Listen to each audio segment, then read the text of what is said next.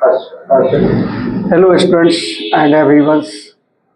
आज से हम एक सीरीज स्टार्ट कर रहे हैं जनरल स्टडीज का, जिसमें जैसा कि आपको पता ही है कि बीपीएससी द्वारा 72nd बीपीएससी पीटी का डेट अनाउंस हो चुका है। यह एग्ज़ाम 26 जुलाई 2026 को होगी। तो बीपीएससी का जो सिलेबस है और जो क्वेश्चन पूछने का जो पैटर्न है, यानी मोड ऑफ क्वेश्चंस है, उसको ध्यान में रखते हुए एक हमने ऑनलाइन सीरीज स्टार्ट करने का एक प्रयास किया है। ठीक है, तो आइए हम आज बात करेंगे इस जनरल स्टडीज में क्या क्या चीज़ें पाई जाती हैं। जो नए हैं, जो पहली बार दे रहे हैं, उनके लिए भी इम्पोर्टेंट है, और जो एक बार दो बार या जो दे भी चुके हैं उनके लिए भी एक इंफॉर्मेशन एक इम्पॉर्टेंट रहेगा। तो सबसे पहले जनरल स्टडीज में आप कह सकते हैं कि टोटल नंबर ऑफ क्वेश्चंस 150 है। ठीक है, और मार्क्स है ये भी 150 मार्क्स है, यानी each question 1 marks. Okay, negative marks है इसमें, यानी आप 3 क्वेश्चन गलत कीजिएगा तो 1 मार्क्स आपको कट जाएंगे। अब बात करते हैं कि इसमें टॉपिक क्या क्या होते हैं। आइए देखते हैं, इसके टॉपिक देखते हैं। तो सबसे पहले हम बात करेंगे इंडियन हिस्ट्री। हमारी क्लासेस, यही जो हम क्लास जो ऑनलाइन का जो स्टार्ट कर रहे हैं, ये दोनों मीडियम के बच्चों के लिए है, चाहे वो हिंदी मीडियम का हो या इंग्लिश मीडियम का हो, हम दोनों साथ लेकर चलेंगे। जैसा कि ऑफलाइन में भी हम यही करते हैं, जिसका जो मीडियम है वो अपना उसको देख लेता है। तो हम बात करें इंडियन हिस्ट्री। सेकंड है आपका इंडियन पॉलिटी एंड कॉन्स्टिट्यूशन, भारतीय राजनीति एवं संविधान, यह है भारतीय इतिहास। ओके, थर्ड है इंडियन इकोनॉमी, इट मीन्स भारतीय अर्थव्यवस्था। फोर्थ जियोग्राफी, भूगोल। यह 2 सेक्शन में बटा हुआ है, एक विश्व का भूगोल और एक इंडिया का भूगोल। फिफ्थ है साइंस, जनरल साइंस। ज़्यादातर क्वेश्चन साइंस में बायो से आते हैं। ठीक है, और उसके बाद आपका फिजिक्स है, केमिस्ट्री है और इन्वायरमेंट, यानी 2-3 सवाल इन्वायरमेंट से रहता है। थोड़ा सा आजकल एक नए पैटर्न पे जो है वो है एग्रीकल्चर और एच मतलब एनिमल हस्बेंड्री, यानी पशुपालन। तो 1-2 सवाल आते हैं, ये तो देख लेने में कोई हर्ज नहीं है, देख लेना चाहिए। जहाँ एक नंबर पे फाइट हो वहाँ हर तरीके से तैयार रहना चाहिए। तो ये साइंस का ज़्यादा, लेकिन हम फोकस इस पे ज़्यादा करेंगे। ठीक है, ये ज़्यादातर क्वेश्चन इसी से रहते हैं। अब आते हैं 6 करंट अफेयर। बीपीएससी का करंट अफेयर दमदार होता है। जैसे जुलाई में एग्जाम है, तो अगस्त 2025 से लेकर आपका मई 2026 तक, जून 2026 तक, इतना 1 साल का करंट अफेयर आपको तैयार करना होगा। करंट अफेयर जब भी आप तैयार करें, उसको 3-4 सेक्शन में बांट लें। जैसे international issues, national issues, sports, miscellaneous में रख लीजिए, और एक बिहार स्टेट का जो करंट है वो ले लीजिए। और आज ही से आप पेपर पढ़ना भी शुरू कर दीजिए। कभी कभी होता क्या है कि पेपर का न्यूज उठा कर रख देता है। जैसे पिछला बात था कि वो किसी एग्जाम में सरस मेला जो था, अभी हाल में जो दारोगा के एग्जाम में पूछा था कि क्या उसका मतलब किस चीज़ का था। तो पेपर भी आप पेपर का जो बिहार का न्यूज़ है, जो मेन न्यूज़ है, उसको निश्चित रूप से देखा करें। ये हो गया करंट का। 7वां सेक्शन आपका हो जाता है ये बिहार स्पेशल। बिहार स्पेशल में बिहार की हिस्ट्री और बिहार की ज्योग्राफी दो महत्वपूर्ण है। हिस्ट्री में भी ज़्यादातर क्वेश्चन आपके बिहार का जो नेशनल मूवमेंट है उससे रिलेटेड होते हैं, ठीक है। और बाकी बिहार का जो पॉलिटी है या कल्चर है या गवर्नमेंट का कोई इस तरह का डिसीजन है तो वो सब हम देखेंगे इसमें भी। और 8वां है मेंटल एबिलिटी, ये मैथ है एक तरह से, 10 क्वेश्चन मैथ से रहता है, ठीक है। और 9th हम बात कर लेंगे ट्रेडिशनल जीके, जो सामान्य ज्ञान जो होता है, 1 2 3 सवाल रहते हैं। तो जैसे कि हमने आपसे अभी जस्ट थोड़ी देर पहले कहा था कि एक एक क्वेश्चन एक एक नंबर पे फाइट है, तो फिर हमें हर तरीके से प्रिपेयर्ड रहना चाहिए। जैसे आप यूएनओ हो गया, डांसिंग हो गई, म्यूजिक हो गई, या जो आर्ट एंड आर्किटेक्चर हो गया, या अदर चीजें जो जीके के विषय हैं वो यहाँ हम इसको देख लेंगे। अब बात करते हैं नंबर ऑफ क्वेश्चन किसमें किस तरीके से आते हैं। यदि आप पिछले 20 साल का, पिछले अब तक का 15 साल के क्वेश्चन का पैटर्न देखिए बीपीएससी का, तो 40 क्वेश्चन आपके इंडियन हिस्ट्री से होता है और 30 क्वेश्चन आपके 30+ क्वेश्चन करंट अफेयर्स होता है। जाहिर सी बात है कि आउट ऑफ 150 में मोटा मोटी लमसम 50% क्वेश्चन इसी 2 सेक्शन से है, तो हम इन दोनों को इग्नोर नहीं कर सकते। यदि मान लीजिए आपकी बैकग्राउंड हिस्ट्री नहीं है तो कहते हैं ना कि ये मतलब है दवा कड़वी भी हो तो फिर भी स्वस्थ होने के लिए लेना ही पड़ता है। तो रिजल्ट निकालने के लिए इंडियन हिस्ट्री हम आपको इंडियन हिस्ट्री इतना इजीली आपको एक्सप्लेन करेंगे, बताएंगे कि आप नॉन हिस्ट्री बैकग्राउंड होते हुए भी आप उसको अच्छी तरह से समझ आएंगे। और हम उसी चीज को डिस्कस करेंगे जो एग्जाम में इम्पोर्टेंट है। एग्जाम के बाहर की कोई भी चीज अनावश्यक हम कोई डिस्कस नहीं करेंगे, चाहे कोई भी इंडियन हिस्ट्री हो, पॉलिटी हो, ज्योग्राफी हो, साइंस हो, करंट हो, सब में हम उसी पे फोकस रखेंगे। 10 क्वेश्चन आपके पॉलिटी से है, 10 क्वेश्चन इकोनॉमी से है, 15 to 20 क्वेश्चन ज्योग्राफी से है और 20 to 25 क्वेश्चन आपके साइंस से होते हैं। बिहार स्पेशल 5 से 7 क्वेश्चन होते हैं, मेंटल एबिलिटी 10 है, ये ट्रेडिशनल 5 मोटा मोटी होती है। यही क्वेश्चन लगभग 150 का इसी के रेंज में रहता है। तो विशेष फोकस किस पे होना चाहिए? Indian history, current affair, science, geography, polity. Economy तो आपका जब करंट आप देखोगे तो आधा इकोनॉमी करंट से ही रहता है, तो इकोनॉमी इसी से ज्यादातर तैयार है। ये मेजर सेक्शन है, यदि आप इतना ही में कर लो 120 क्रॉस कर जाओगे, इसलिए इसको थोड़ा सा ये हमने बताया कि बीपीएससी के पीटी का ये टॉपिक है। आइए अब हम आज इंडियन हिस्ट्री की शुरुआत करते हैं और इंडियन हिस्ट्री की ड्राफ्टिंग करते हैं पहले आज कि क्या क्या what we have to study regarding the history of ancient India, जो शुरुआत का जो है। तो चलो इसकी ड्राफ्टिंग करते हैं, बताते हैं इसको।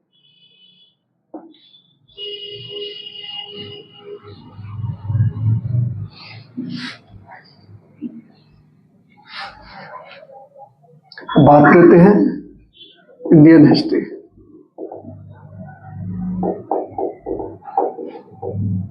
भारतीय इतिहास। इस इंडियन हिस्ट्री को हम 3 सेक्शन में बांटते हैं। एक है history of ancient India, it means प्राचीन भारत का इतिहास। दूसरा है history of medieval India,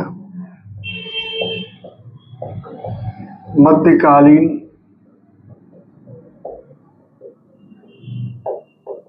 Bharat का इतिहास, और थर्ड है history of modern India and national movement, राष्ट्रीय आंदोलन। तो आधुनिक भारत का इतिहास एवं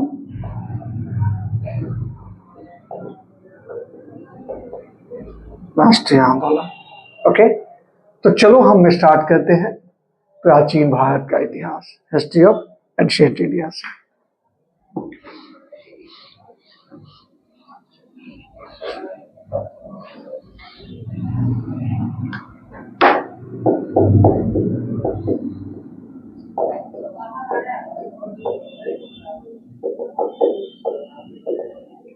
एंशिएंट इंडिया, आज हम ड्राफ्टिंग कर रहे हैं कि आपको इस एंशिएंट इंडिया से क्या क्या टॉपिक को देखना चाहिए या कौन कौन सी इंपॉर्टेंट टॉपिक्स हैं।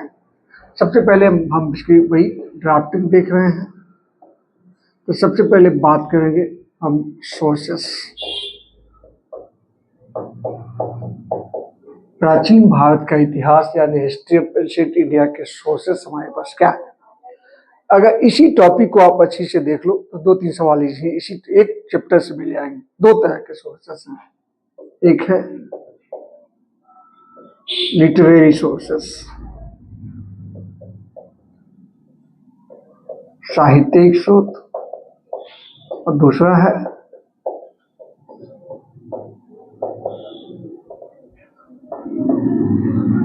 आर्कियोलॉजिकल सोर्सेस, तात्विक स्रोत। Okay, number 2 prehistoric as,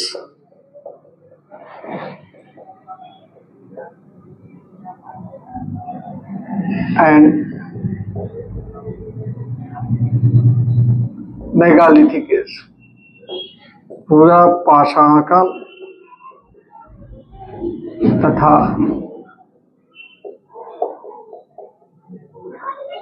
megalithic काल। ये साउथ इंडिया का है, ये हम नॉर्थ इंडिया का हो जाएगा, ये साउथ इंडिया का मेगालिथिक एज की चर्चा करेंगे। इसके बाद इसको हम अलग अलग सेक्शन में बांटेंगे इसको, जैसे आपका स्टोन एज, पाषाण काल। यह स्टोन एज 3 सेक्शन में बटा हुआ है। एक है पैलियोलिथिक एज,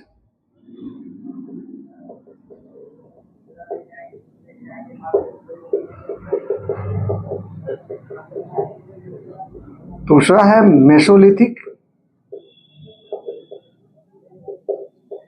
मध्य पाषाण काल, तीसरा है नियोलिथिक एज, नवपाषाण काल। यह हमारा कंप्लीटली कंज्यूमर था, प्रोड्यूसर नहीं था, सिविलाइजेशन नाम की चीज नहीं थी। यहाँ आकर के पशुपालन यानी एनिमल हस्बेंड्री शुरू हो जाता है, डोमेस्टिकेशन ऑफ द कैटल्स। ये नवपाषाण में आकर एग्रीकल्चरल एक्टिविटी शुरू हो जाती है। तो ये चूंकि स्टोन एज इसलिए कहते हैं कि वो किसी मेटल से परिचित था नहीं, जब परिचित ही नहीं था तो यूज क्या करेगा। तो जब मेटल से वो परिचित हुआ वो कहलाता है कैल्कोलिथिक एज।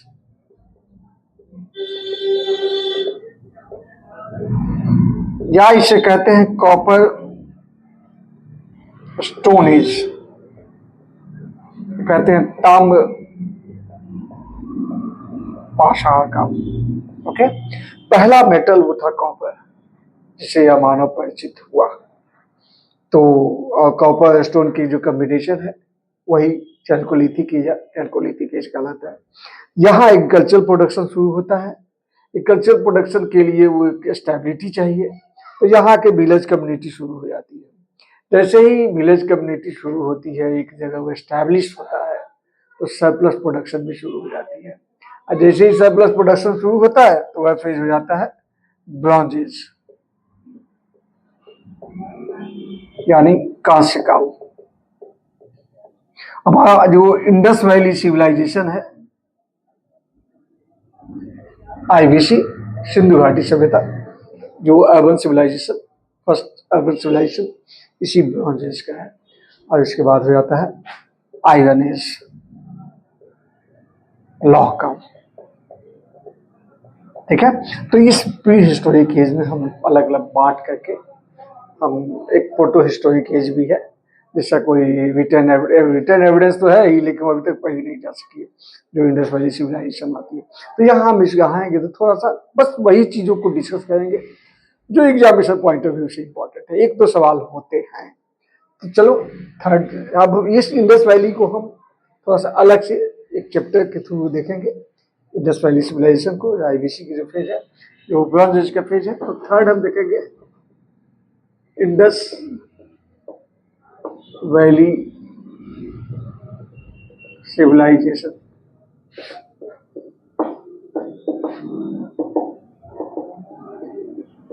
सिंधु घाटी सभ्यता, फोर्थ वैदिक एज, वैदिक काल। यह दो सेक्शन में बटा हुआ है। एक है वैदिक एज जो 1500 से लेकर 1000 बीसी, और एक लेटर वैदिक एज जो 1000 से लेकर 600, इसे कहते हैं पूर्व वैदिक काल, अर्ली वैदिक एज। चूंकि इसकी सोर्सेस ऋग्वेद है इसलिए ऋग्वैदिक काल कहते हैं। यह है उत्तर वैदिक काल। ठीक है, तो हम जहाँ आएंगे तो यहाँ वैदिक आर्यों का जो ज्योग्राफिकल एक्सपेंशन है, भौगोलिक विस्तार, वो देखेंगे।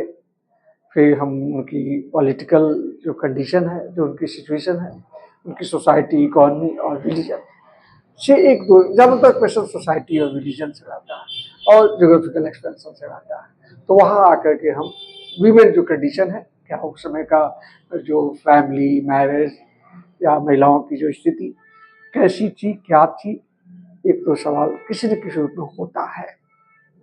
ये हो गया। वैदिक एज के बाद का जो पीरियड है वो है प्री मॉडर्न एज, मौर्य काल, या आप कह सकते हैं period of 6th century BC, छठी शताब्दी ईसा पूर्व काल। इस पीरियड में कुछ चेंज होते हैं। क्या चेंज होते हैं? पहली चेंज तो ये होती है, जैसे कि जब हम वैदिक एज का जो पॉलिटिकल कंडीशन देखेंगे तो ऋग्वेद में ऋग्वैदिक जो आर्य थे उनकी सबसे बड़ी पॉलिटिकल यूनिट जन थी, और इस जन का जो किंग, जो हेड होता था, वो किंग होता था, इसको राजन कहते थे। यही एक जन दूसरे पर अटैक करता या मिल भी जाता। उत्तर वैदिक काल तक आते आते कई जन आपस में मिल गए तो जनपद कहलाने लगे, और इस पीरियड तक आते आते कई जनपद आपस में मिल गए या मिला लिए गए तो महाजनपद हो गए। तो इस पीरियड तक आकर पूरी नॉर्दर्न इंडिया 16 महाजनपद में बटी, ठीक है ना। तो इसमें हम देखेंगे 16 महाजनपद।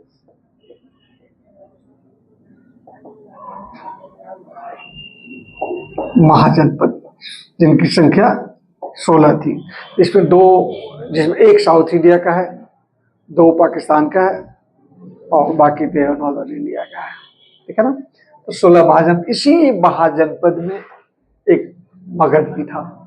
तो मगध ने in the course of time, समय के अंतराल में सभी महाजनपदों को जीतकर मिला लिया, और मगध एक इंपायर का रूप लिया। तो मगध कैसे इंपायर बना, तो यहाँ हम उसको भी देखें। चूंकि ये देखो, ये history of Bihar is the history of ancient India, क्योंकि नॉर्थ इंडिया का पॉलिटिकल सेंटर, कैपिटल पाटलिपुत्रा थी। तो अगर आप एंशिएंट इंडिया की हिस्ट्री स्टडी करते हो तो बिहार की एंशिएंट हिस्ट्री भी तैयार हो जाती है। तो इसी में हम बात करेंगे rise of Magadh empire. Magadh साम्राज्य का उदय। क्या फैक्टर थे, कौन कौन से पॉलिटिकल डायनेस्टी थी, हम उसको यहाँ पे डिटेल, आज तो हम ड्राफ्टिंग कर रहे हैं कि ये टॉपिक है, लेकिन जब जब स्टार्टिंग करेंगे शुरू से तो सबके बारे में डिटेल देखेंगे। इसके बाद हम बात करेंगे आपका रिलीजियस मूवमेंट, धार्मिक आंदोलन। देखो वैदिक जो लेटर वैदिक था, उत्तर वैदिक काल की खासकर रिलीजन जो थी कुछ ज्यादा ही कर्मकांडी होने लगी, प्रोडक्शन बढ़ने लगा। तो जैसे प्रोडक्शन बढ़ने लगा, सरप्लस प्रोडक्शन होने लगा, तो यहां तक आते आते 6th सेंचुरी बीसी तक आते आते अर्बन कंडीशन डेवलप होने लगे, यानी सेकंड अर्बनाइजेशन यहां से शुरू हो जाता है। अब अर्बनाइजेशन के लिए सरप्लस प्रोडक्शन चाहिए, सरप्लस प्रोडक्शन के लिए पशुधन की जरूरत थी, लेकिन वैदिक यज्ञों में पशुओं की बलि दी जा रही थी, और भी बहुत सारे सोशियो इकोनॉमिक फैक्टर थे, जिस पॉलिटिकल फैक्टर भी थे, जिस वजह से एक लोगों को लगा कि एक वैदिक सिस्टम के विकल्प के रूप में कोई रिलीजन आए। तो इस समय 62 धार्मिक संप्रदाय जो नास्तिक थे वो एग्जिस्टेंस में आए। दो सबसे महत्वपूर्ण थे, हम उन्हीं की चर्चा यहाँ करेंगे। वो था जैनिज्म, जैन धर्म, और बुद्धिज्म, बौद्ध धर्म। इनकी चर्चा यहाँ पे इससे 1-2 सवाल होते ही हैं, इनकी आइडेंटिफिकेशन, इनकी फिलॉसफी, इससे रिलेटेड लिटरेचर जो टेक्स्ट है वो कहाँ इनका काउंसिल हुआ, क्या उसकी अचीवमेंट थी, ठीक है ना, कब इनका डिवीजन हुआ, तो सारी चीजों की चर्चा हम इस सेक्शन में करेंगे। उसके बाद आपका इसी पीरियड में फॉरेन इन्वेशन भी होता है, विदेशी आक्रमण।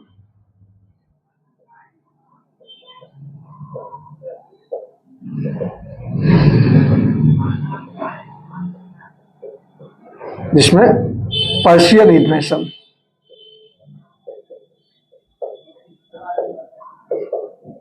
पारसी आक्रमण, फारसी आक्रमण,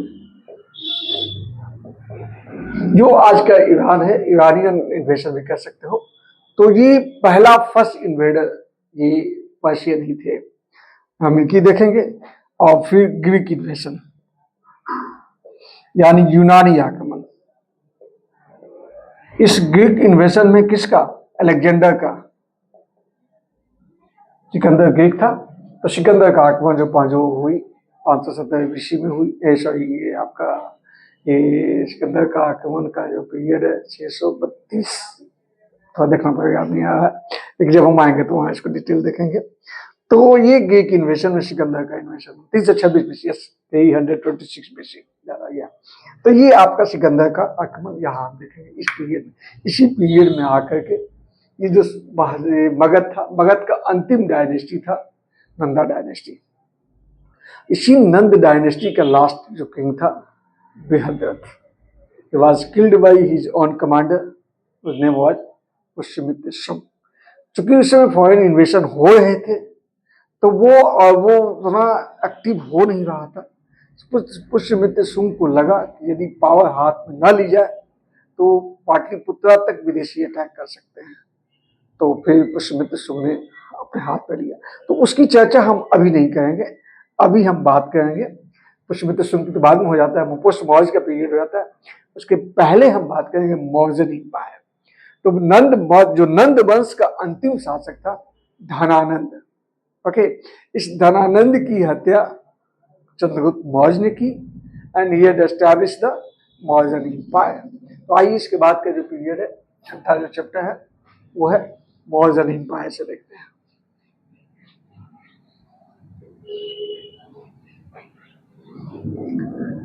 शिक्षा,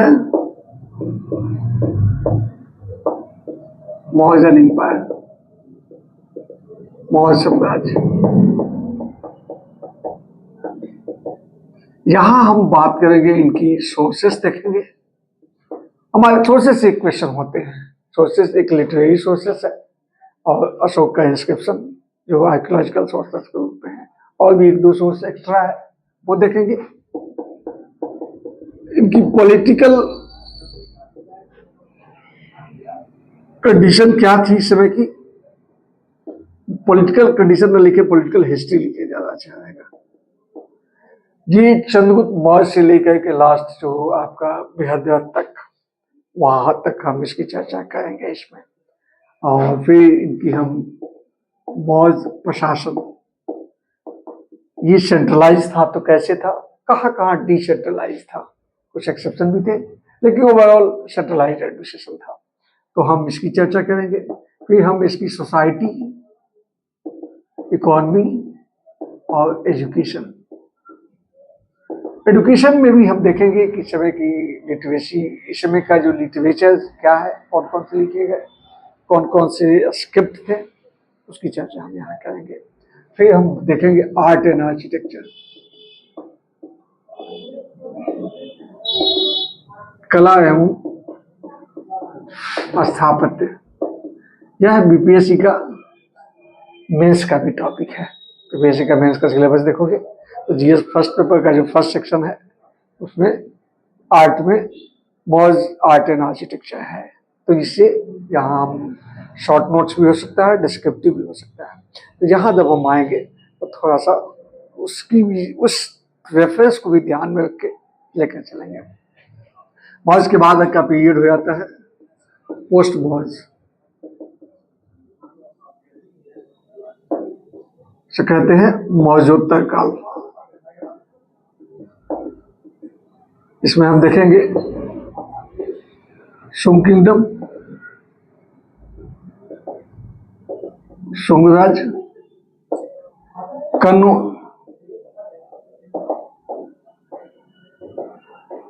और साउथ इंडिया में होता है सातवाहन।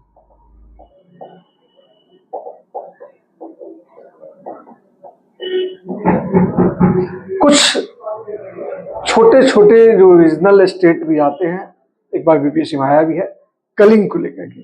कलिंग में चेरी डायनेस्टी,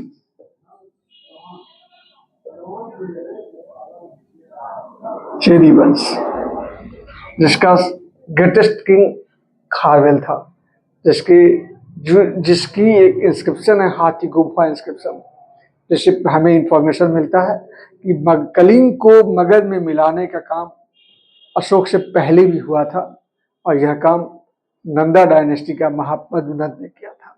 तो हम यहाँ आएंगे तो इसको भी थोड़ा सा बात करेंगे। कुछ फॉरेन इन्वेशन देखेंगे,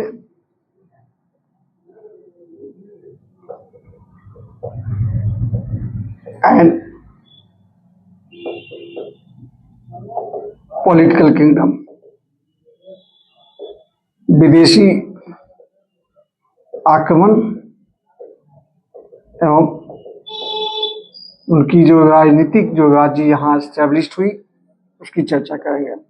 इसमें सबसे पहले देखेंगे इंडो ग्रीक, हिंद यूनानी। दूसरा आता है पार्थियन, इसको पहल्लव कहा गया है, पल्लव नहीं पहल्लव, ये सीक्वेंस भी आता है कभी कभी एग्जाम में। तीसरा है सिथियन, इसको शक कहा गया है। चौथा है कुषाण, जिसका ग्रेटेस्ट रूलर कनिष्क था। तो हम यहाँ आएंगे तो इसको भी देखेंगे। और इसी का एक और है जो हम यहाँ इसको डिस्कस करते हैं। इस पोस्ट मॉर्य पीरियड में ही हम इसकी सोसाइटी और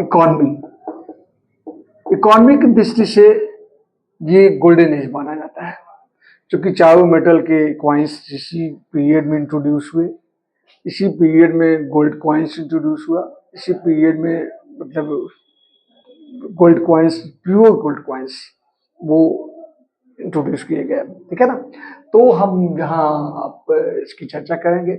इसी पीरियड में खासकर कनिष्क के पीरियड में जो सिल्क रूट था उस पर हमारा कंट्रोल था और रोमन ट्रेड भी हम से चल रहा था। तो हम डिटेल यहाँ पे आएंगे। एक दो सवाल रहता है जो एक इंफॉर्मेशन देता है पेरिप्लस ऑफ द एथेंसी, क्वेश्चन आया भी है। तो क्या है, कैसे है, किसने लिखा, कौन एक गुमनाम था, तो हम यहाँ इसको डिस्कस करेंगे। प्लस इस पीरियड में जो आर्ट है, कला, टू स्कूल ऑफ स्कल्पचर, दो मूर्ति कला शैली, दो क्या तीन कहो, 3 आर्ट, एक गांधार आर्ट, ये स्कल्पचर है, गांधार कला, ये बुद्धिज्म से रिलेटेड है, और मथुरा आर्ट, मथुरा कला, और एक साउथ का है अमरावती आर्ट।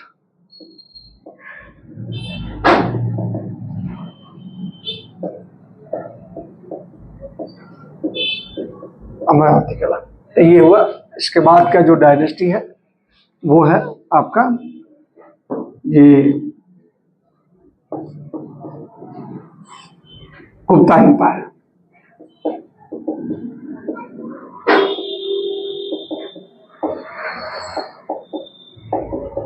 गुप्त साम्राज्य, गुप्ता एम्पायर का भी हम वही, इसकी पॉलिटिकल हिस्ट्री, इनकी एडमिनिस्ट्रेशन, इनकी सोसाइटी, इनकी economy, plus Gupta age as a golden age था तो कैसे, और कुछ कॉम्प्लिकेशंस थे तो कैसे, ओवरऑल हमारा अपना व्यू क्या रहेगा, हम इसकी चर्चा करेंगे गुप्ता एज में। गुप्ता एम्पायर, गुप्ता एम्पायर के बाद का जो पीरियड हो जाता है वो है पोस्ट गुप्ता एज, से कहते हैं गुप्तोत्तर काल। गुप्ता एज तक हमारा नॉर्दर्न इंडिया का पॉलिटिकल सेंटर मूल रूप से यही पाटलिपुत्र था, लेकिन अब यह बदल रहा है या शिफ्ट कर रहा है, कहाँ, कन्नौज में शिफ्ट कर रहा है। किसके पीरियड में, तो हर्षवर्धन के पीरियड में। आइए हर्षवर्धन को देखते हैं।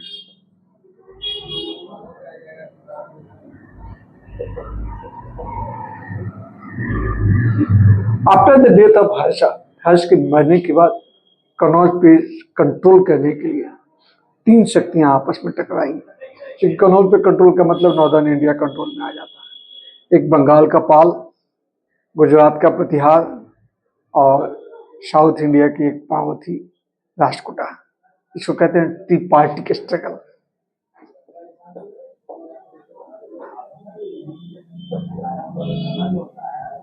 त्रिपक्षीय संघर्ष, ठीक है। ये पोस्ट गुप्ता में देखेंगे, और अदर्स जो किंगडम है, जो छोटे छोटे हैं, उनकी चर्चा करेंगे। फिर हम बात करेंगे आपका राजपूत एरा।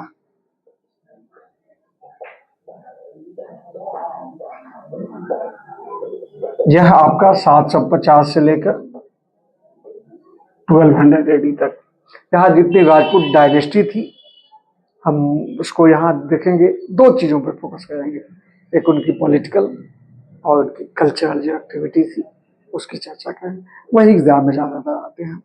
ये देख लिया हमने, ये आपका नॉर्दर्न इंडिया का ये हमने हिस्ट्री दिखाई। अब बात करते हैं हिस्ट्री ऑफ साउथ इंडिया। आइए दक्षिण भारत का इतिहास देख लेते हैं।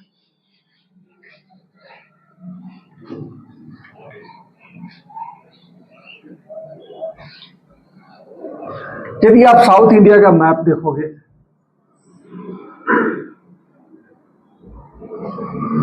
तो ये है बे ऑफ बंगाल, बंगाल की खाड़ी है, ये अरेबियन सी है, अरब सागर है, ये हमारा गुजरात है। यही आपका विंध्य माउंटेन है, यहीं से शुरू हो जाता है साउथ इंडिया। ऊपर का नॉर्थ इंडिया है, ठीक है ना। यहाँ एक रिवर आती है आपका Narmada,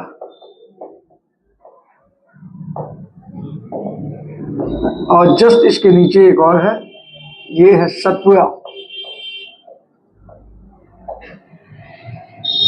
Satpura mountain, south India की शुरुआत इसी सतपुरा माउंटेन से ही होती है, और सतपुरा के नीचे है एक नदी आती है, वो है जो ताप्ती।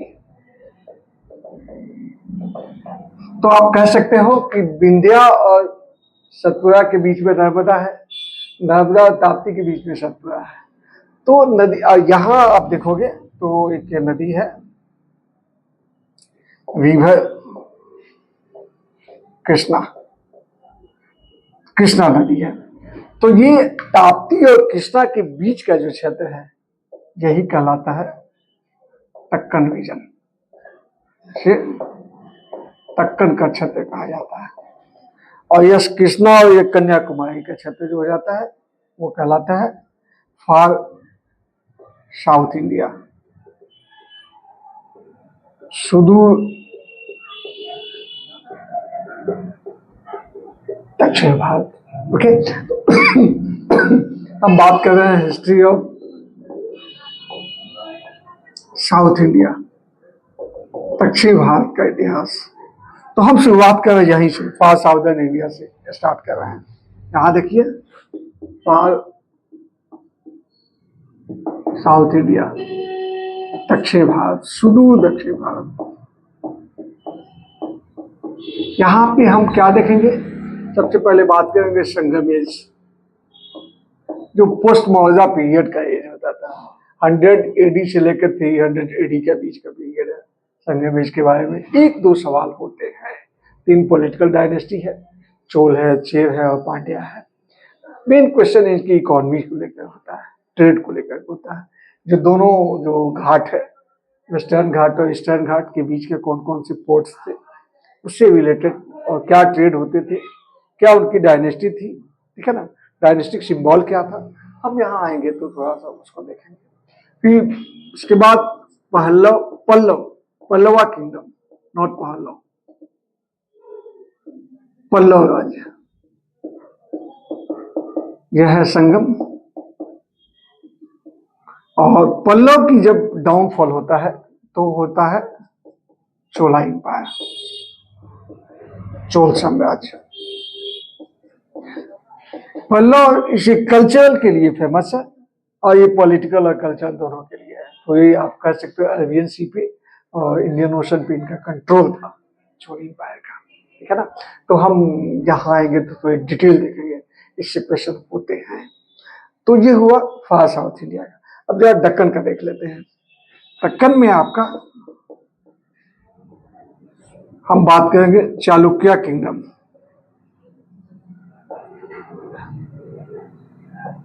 चालुक्य राज्य। बादामी का जो चालुक्य था, और भी कल्याणी का भी चालुक्य है और भी है। मेनली बादामी का जो चालुक्य था, इसका पुलकेशिन सेकंड ग्रेटेस्ट रूलर था। तो हम यहाँ आएंगे तो उसके बारे में बात करेंगे। और जब इसका डाउनफॉल होता है तो राष्ट्रकूट,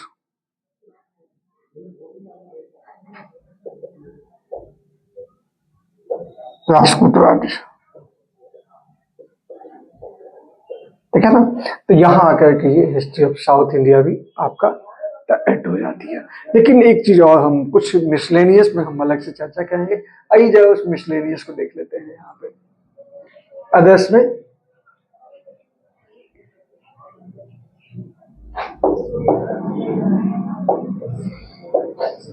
एजुकेशन सिस्टम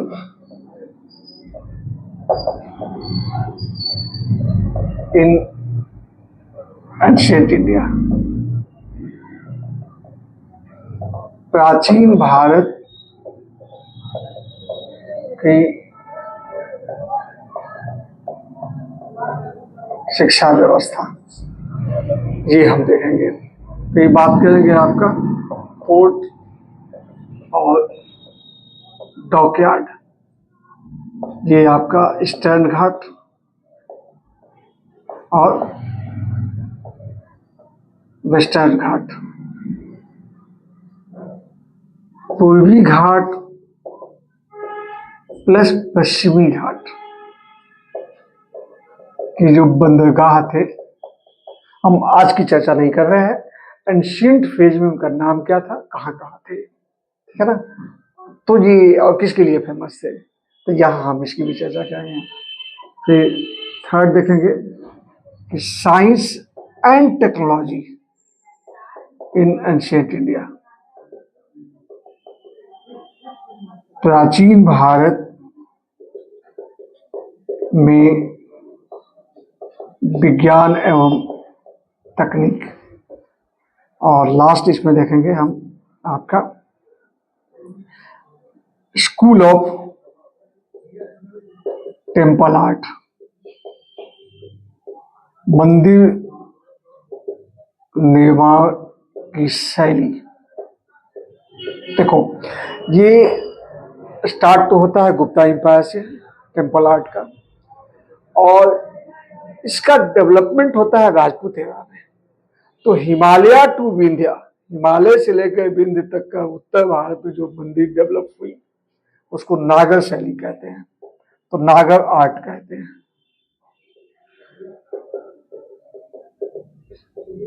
और विंध्यन टू रिवर कृष्णा, यानी विंध्य से लेकर कृष्णा दक्कन में जो डेवलप हुआ उसे हम बेसर आर्ट कहते हैं।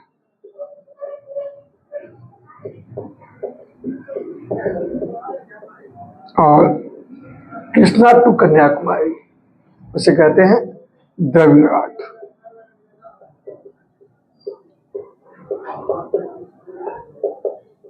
ये टॉपिक आपका पीटी प्लस मेंस दोनों के लिए इंपॉर्टेंट है। पूछा भी जाता नागर आर्ट, बेसर आर्ट, द्रविड़ आर्ट किससे रिलेटेड है, स्कल्पचर है कि टेम्पल आर्ट है कि पेंटिंग है, तो ये स्कल्पचर से, ये आपका टेम्पल आर्ट से रिलेटेड है, ठीक है ना। हमने इसको डिटेल इसलिए चर्चा की, इसे 3 पर्पस हमारा कवरेज हो रहा है। एक तो पीटी के क्वेश्चन कवर हो रहे हैं, दूसरे जो मेंस का जो आपका जीएस फर्स्ट पेपर का फर्स्ट सेक्शन है वो history of modern India and art and art जो है, तो वो आर्ट जो है हम यहाँ से कवरेज कर रहे हैं।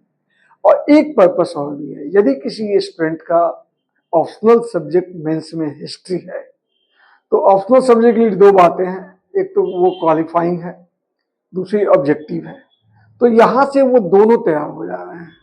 तो उतना डिटेल हम लेकर चल रहे हैं कि उसका एंशिएंट हिस्ट्री, मेडिएवल हिस्ट्री और मॉडर्न हिस्ट्री पीटी के एग्जाम से पहले ही उसका ऑप्शनल भी तैयार हो जाए, और जस्ट पीटी के बाद मेंस से पहले जो है वर्ल्ड हिस्ट्री भी हम देख लेंगे तो ऑप्शनल वहां भी तैयार हो जाएगा। तो इस तरह से कंप्लीट एक हिस्ट्री आपका पैकेज तैयार हो जाएगा। हम सिर्फ हिस्ट्री की ही बात नहीं कर रहे हैं, हिस्ट्री दिखाने के बाद तब हम आएंगे पॉलिटी पे, फिर ज्योग्राफी पे, इकोनॉमी पे, साइंस पे, करंट पे, बिहार पे, सबके बारे में हम जो हमारा टारगेट है जुलाई तक का, उससे पहले ही सब कुछ लेकर चलेंगे। तो यदि आपको ये हमारी ये प्रिपरेशन या ये क्लास अच्छी लगे तो प्लीज़ काइंडली इसको सब्सक्राइब कीजिए, इसको लाइक कीजिए और शेयर भी कीजिए। मिलते हैं अगले क्लास में, तब तक के लिए थैंक यू।